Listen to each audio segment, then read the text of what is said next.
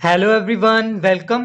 तो आज की इस वीडियो में हम डिस्कस करने वाले हैं एस एंड पी करैक्टर कि कैसे एक पर्टिकुलर मॉलिक्यूल में अगर उस मॉलिक्यूल में हमारे पास लोन पेयर है तो कैसे उस लोन पेयर में कितने परसेंट तक हमारे पास एस करैक्टर हो सकता है, कितने परसेंटेज तक हमारे पास पी करैक्टर हो सकता है, या उस मॉलिक्यूल के पर्टिकुलर एक बॉन्ड में कितने परसेंटेज हमारे पास एस करैक्टर हो सकता है और कितने परसेंट हमारे पास पी करैक्टर हो सकता है। अगर हमें एस और पी करैक्टर पता लगे एक पर्टिकुलर लोन पेयर में या पर्टिकुलर बॉन्ड में, तो हम उस लोन पेयर या बॉन्ड पेयर की हाइब्रिडाइजेशन भी निकाल सकते हैं। वैसे तो आपने एक पर्टिकुलर एटम की हाइब्रिडाइजेशन निकाली होगी ना मॉलिक्यूल में, बट यहां पे हम लोन पेयर की और बॉन्ड एक पर्टिकुलर बॉन्ड की हाइब्रिडाइजेशन भी निकाल सकते हैं। तो वो सब कुछ हम यहां पे डिस्कस करेंगे। और वीडियो शुरू करने से पहले एक और चीज, मेरी जो पुरानी वीडियोस हैं उन पे व्यूज बहुत कम है, तो प्लीज उनको एक बार जाके देखो, वो काफी हेल्पफुल वीडियोस हैं। अगर आपको पसंद आई तो प्लीज शेयर कर देना आगे। ओके, तो स्टार्ट करते हैं। तो सबसे पहले हम बात करेंगे एस करैक्टर की।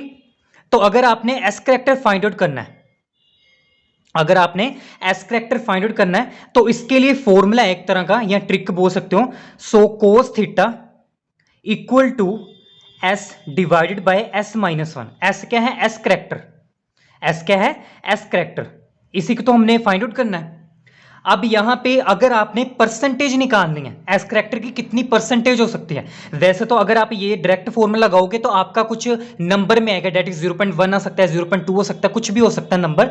अगर आपने परसेंटेज निकालनी है तो सिंपल डायरेक्ट 100 से मल्टीप्लाई, तो वो आपका आ जाएगा परसेंटेज एस करैक्टर। सिमिलरली अगर आपने परसेंटेज पी करैक्टर निकालना है तो उसके लिए फॉर्मूला हमारे पास, इसके लिए भी कोस थीटा इक्वल टू, इसके ना जस्ट रिवर्स कर देना है। यहां पे s माइनस वन था तो इस केस में क्या होगा, p माइनस वन ऊपर आएगा और यहां पे नीचे आएगा p अकेला। यहां पे अकेला s ऊपर था, यहां पे अकेला p नीचे होगा। मतलब क्या करना है, जस्ट रिवर्स कर देना इनटू 100, क्योंकि हमने परसेंटेज निकालनी है। तो अगर आपको सिर्फ एक ही फॉर्मूला याद हो गया ना, चाहे आप एस करैक्टर के लिए याद कर लो, चाहे आप पी करैक्टर के लिए याद कर लो, तो अगर आपको एक याद होगा तो दूसरा अपने आप याद हो जाएगा। जैसे मैंने एक मॉलिक्यूल कंसीडर किया, वाटर H2O। यहां पे बॉन्ड एंगल है हमारे पास 104.5 डिग्री होता है, और यहां पे हमारे पास लोन पेयर, ऑक्सीजन के ऊपर 2 लोन पेयर होते हैं और ये हो गया लोन पेयर। अब हमने क्या फाइंड आउट करना है, इस पर्टिकुलर लोन पेयर में कितना परसेंटेज एस करैक्टर या कितने परसेंटेज पी करैक्टर होगा, और इस O बॉन्ड H में, इस बॉन्ड में या इस बॉन्ड में कितना हमारे पास परसेंटेज एस और पी करैक्टर हो सकता है। तो सबसे पहले हम एस करैक्टर फाइंड आउट करते हैं। तो फॉर्मूला क्या है, cos theta equal to S divided by S minus one. अब यहां पे सबसे पहले एंगल दे रखा हमें कितना, 105.5, यहां पे पुट करो। So cos 105.5 degree equal to S divided by S minus one. अब जब आप इसको सोल्व कर लोगे इतने पार्ट को, तो आपका आंसर आएगा -0.25 इक्वल टू, ये ऐसे ही रहेगा, S divided by S minus one. अब इसको कैसे सोल्व कर सकते हो, क्रॉस मल्टीप्लाई कर लो, ये पूरी टर्म इसके साथ मल्टीप्लाई हो जाएगी। तो जब ये पूरी मल्टीप्लाई होगी तो आपका ये आंसर आएगा,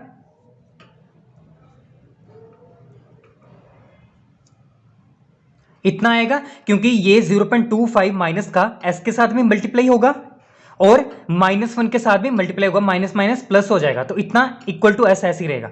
अब एस वाली टर्म को एक तरफ रखो, बाकी वाली को एक तरफ ले जाओ, तो ये इसके तरफ हो जाएगा, तो यहां पे आ जाएगा प्लस। तो 0.25 इक्वल टू एस प्लस 0.25, यहां से हमारे पास आ जाएगा 0.25 इक्वल टू 1.25 एस। यहां से एस आ जाएगा हमारे पास, ये पूरी टर्म इसके नीचे डिवाइड हो जाएगी, सो आएगा 0.25 डिवाइडेड बाय 1.25। तो जब आप इसको डिवाइड करोगे आपका आंसर आएगा 0.2, इतना आ गया। अब हमें क्या चाहिए, परसेंटेज में चाहिए ना, तो परसेंटेज के लिए क्या करना, हमने 100 से मल्टीप्लाई कर दो। तो जब आप 100 से मल्टीप्लाई करोगे, इसको कैसे सोल्व कर सकते हो, इसको डेसिमल को हटाया, नीचे आ गया 100 और सॉरी 10 आ गया, 10 से 10 कैंसिल आउट, तो 2 इंटू 10 कितना हो गया, 20% क्या आ गया हमारे पास, एस करैक्टर आ गया।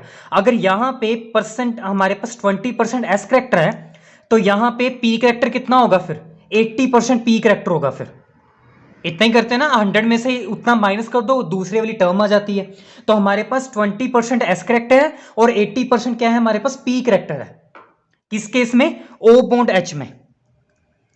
ये हमने फाइंड आउट किया कि ओ बॉन्ड एच में, ये वाले बॉन्ड में हमारे पास एस करैक्टर कितना 20% है और पी करैक्टर कितना 80% है।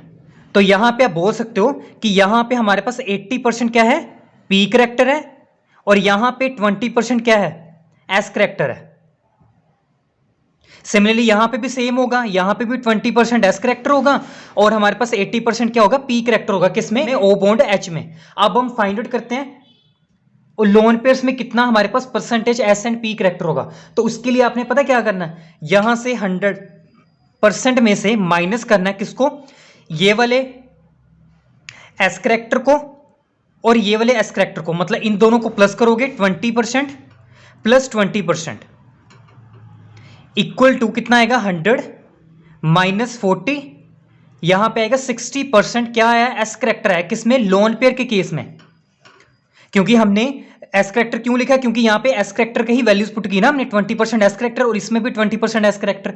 तो यहां पे करना 100 में से इन दोनों वैल्यूज को प्लस करके यहां से माइनस कर देना, तो वो आ जाएगा दूसरी टर्म के लिए, डेट इज लोन पेयर के लिए कितना परसेंटेज हमारे पास एस करैक्टर होगा। तो लोन पेयर में कितना परसेंटेज एस करैक्टर है, 60% यहां पे एस करैक्टर है। तो अगर यहां पे हमारे पास 60% आया तो इसका आधा आधा कर दो, 30% एस करैक्टर यहां पे होगा और 30% एस करैक्टर इस केस में होगा। इतना समझ आया। अब यहां पे अगर यहां पे 30% एस करैक्टर इसमें है तो 70% पी करैक्टर क्या होगा, इसमें होगा, लोन पेयर में होगा ना। तो यहां पे भी 70% क्या होगा, पी करैक्टर होगा इस वाले लोन पेयर में। तो आपने देख ही लिया होगा कि अगर आपको एस करैक्टर का फॉर्मूला पता है, उसी से आपने एस करैक्टर निकाले किसी भी एक पर्टिकुलर बॉन्ड का या लोन पेयर का, तो पी करैक्टर अपने आप आ जाएगा। मतलब 100 माइनस कर देना उसमें, ये नहीं पर्टिकुलर आपने सबसे पहले एस करैक्टर भी निकाला फिर पी करैक्टर निकालने के लिए फॉर्मूला लगाया, तो ऐसे बहुत ज्यादा टाइम कंज्यूम होगा। तो आपने क्या करना है, सिंपल एस करैक्टर एक चीज निकाली तो दूसरी 100 माइनस कर देनी, तो दूसरी टर्म आ जाएगी।